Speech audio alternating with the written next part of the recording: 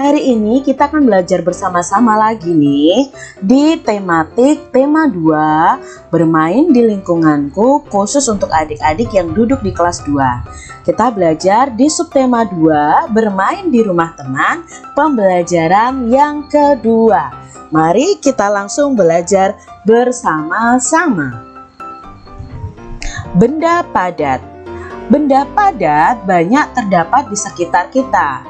Benda padat mempunyai bentuk yang tetap. Ukuran benda padat juga tetap. Contoh benda padat adalah simpai. Simpai jika dipindahkan dari meja ke lantai, bentuk dan ukuran simpai tidak akan berubah. Jadi benda padat ini mau dipindah kemanapun, bentuk dan ukurannya akan tetap sama atau tidak akan berubah. Jika simpai dipindahkan lagi ke lemari, bentuk dan ukuran simpai juga tidak akan berubah.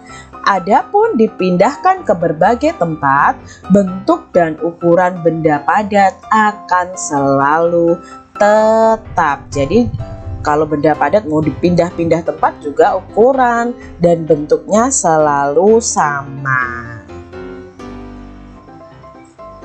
Pernahkah kamu bermain di rumah teman seperti yang dilakukan Benny? Pernah tidak adik-adik? Pasti pernah kan? Rasanya senang sekali ya kalau kalian bisa bermain di rumah teman. Bagaimana sikapmu ketika bermain di rumah teman? Nah, sikap kita harus diperhatikan ketika kita bermain di rumah teman. Saat bermain di rumah teman, sebaiknya mematuhi aturan-aturan yang ada di rumah temanmu. Jadi pasti di setiap tempat itu ada aturan.